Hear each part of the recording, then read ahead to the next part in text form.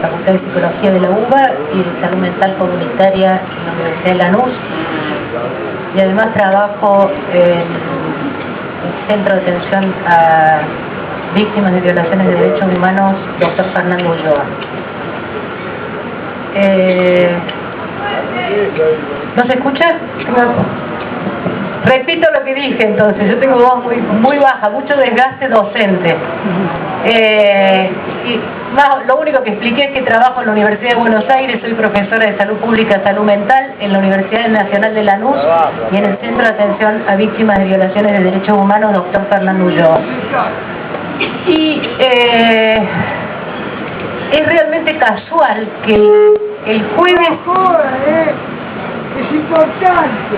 Es realmente casual que el jueves, justo el día anterior a que sucediera lo que sucedió en el Borda, yo estaba en el Hospital Tobar García en un encuentro de los residentes en formación, hablando de la hospitalidad, o sea, de la clínica y la hospitalidad, y que terminaba con la pregunta de si podríamos hacer de los hospitales lugares hospitalarios. Siguiendo una frase de Mario Testa, que es un texto que él escribió alguna vez, que dice que no hay lugar menos hospitalario que un hospital, y no se refería justamente a los hospitales psiquiátricos. Y entonces, al día siguiente, cuando veía las escenas y mientras se protagonizaba lo que se protagonizó ese día en la facultad, los estudiantes preguntando, el debate, recordaba, había visto, digamos, tenía la impresión de haber visto confluir dos ejes en una misma institución.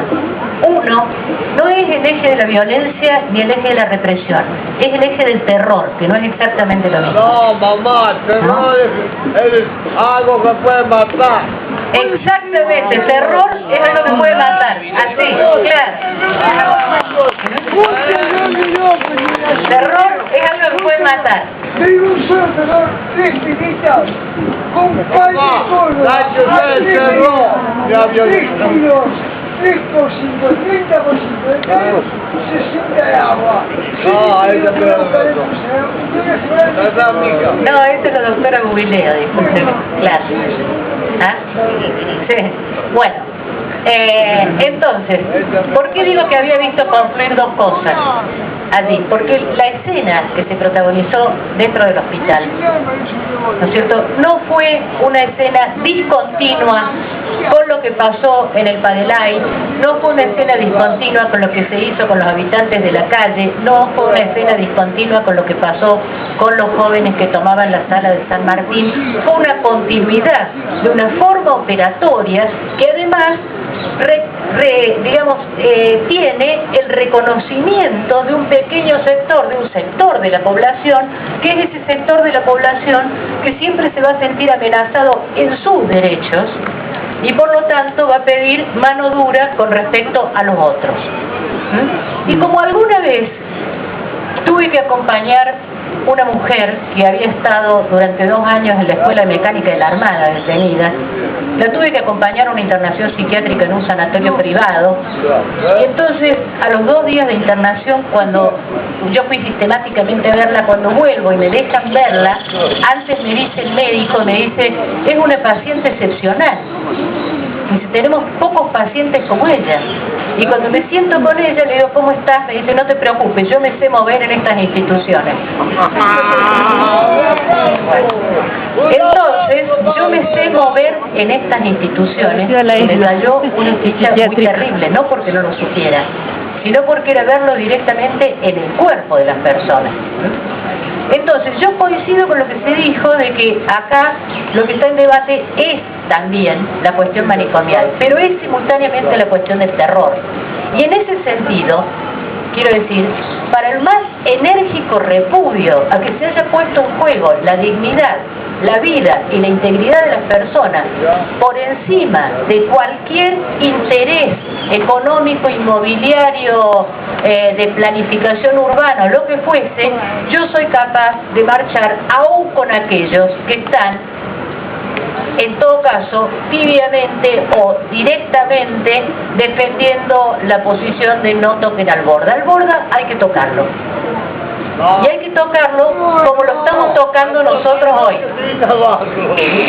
Quiere decir, hay que tocarlo eso. No se le puede cabeza. ¿Está claro? Entonces, al Borda hay que tocarlo permanentemente. Reconstruyéndolo. Y hay que tocarlo además, por eso digo, no se trata solo de abrazarlo, se trata de intervenirlo. Cuando digo de intervenirlo, de que el conjunto de la sociedad lo intervenga.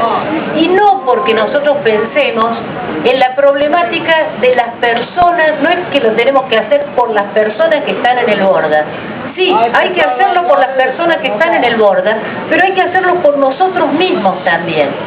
Y acá voy a dar una severa crítica a la definición liberal de derechos humanos. ¿Por qué? De derecho, quiero decir. Porque esa es la clásica que nos enseñaron en el colegio, que dice que mis derechos terminan donde empiezan los derechos del otro. Y entonces el otro no parece como el que me constituye, sino como el que me limita. De manera tal que en cuanto yo más corra en la barrera que me pone el otro, más se puede expandir mi derecho hasta el infinito, ¿está claro? Entonces, no es así. El otro está, en todo caso, como parte constitutiva mía. Entonces, mis derechos son los derechos del otro, y míos en cuanto yo soy el otro de ese otro. Entonces, cuando de alguna manera y en algún lugar se violan los derechos, en esta misma circunstancia se cae la situación de derechos para el conjunto. Y si no aprendemos esto, nosotros no hemos aprendido nada de lo que fue la historia de nuestro propio país, y no hemos aprendido nada además de lo que ha sido la lucha inquebrantable de los organismos de derechos humanos de este país, que instaló el tema del debate en la sociedad, y espero que no retroceda más. Más que eso, lo tenemos que retomar y ampliarlo de tal manera que los derechos sean los derechos fundamentalmente de los otros y por lo tanto garantizar los nuestros. No voy a repetir porque ya está probado todo lo que se puede hacer para que las personas con padecimientos psíquicos vivan en situación de derecho. Lo que pregunta es, ¿cómo construimos, con perdón de los compañeros de las bicicletas, una masa crítica? ¿Cómo construimos una masa crítica, conjunto heterogéneo de actores que logre colocar en primer lugar de la agenda de la sociedad la transformación y desaparición de un modelo institucional del siglo XIX al cual las características mercantilizantes del siglo XXI no hacen otra cosa que agregarle sufrimiento? Muchas gracias.